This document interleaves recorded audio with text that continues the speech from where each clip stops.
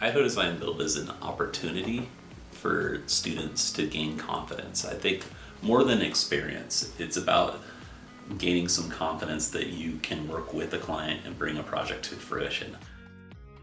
The Moscow Chamber of Commerce and Visitors Center is not just a nonprofit that helps businesses. They are a direct and important part of what makes Moscow special. Working with them was an opportunity not just to help the Chamber of Commerce, but to help Moscow.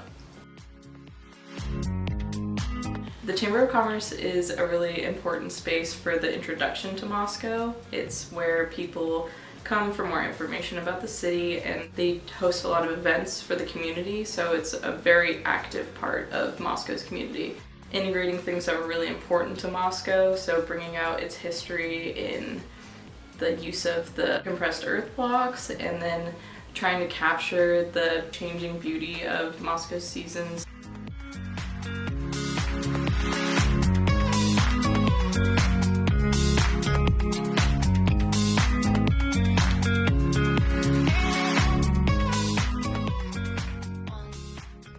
It was really fun to put the photo wall together and look at all the pictures that people had sent in that they thought really documented Moscow, and I think it really reads. The compressed earth block walls are a good example of how research works in Idaho Design Build, but we believe that research naturally grows out of the design process. The blocks are smaller, they're registration keyed, and they have a custom mix that was based on testing that we did of the local soil.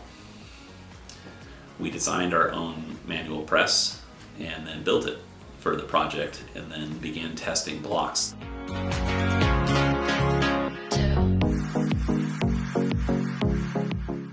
But the idea is like 10 years down the road, or potentially sooner, and they decide that they want that space to be, say, one office or just one larger room, they're able to unstack the blocks and reconfigure the space. So it just allows for a lot more sustainable reconfiguration and adaptability of this design.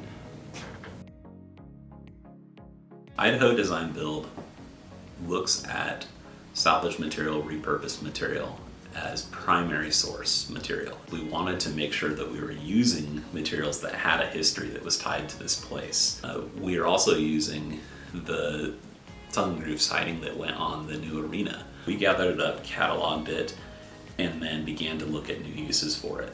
As we took the cedar siding, we milled it in half and then sanded the charcoal finish that had been applied off of it, and then reconfigured it into modular panels that could be used as a screen wall that provided a good backdrop for people as they entered off of Main Street into the building, as well as privacy for the offices that were just behind the reception desk.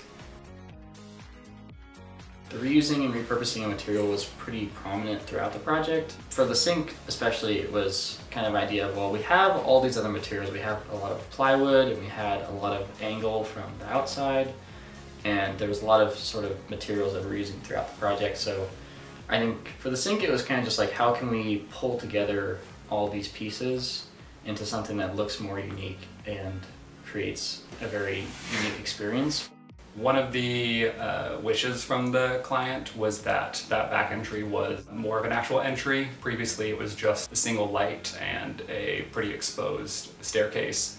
So we went through our design process and came up with a more called out covered entry. We had to have the whole structure supported by just the existing stairs. We couldn't actually anchor it to the ground there. The facade sits on a primary alleyway that's used by a lot of people to move through downtown. And a lot of the buildings around it are starting to have murals go up. We didn't want to do another mural. We wanted something that would be a little more alive on a day-to-day basis. So we started thinking about how the west facade could reflect Moscow without making some sort of direct representation of Moscow.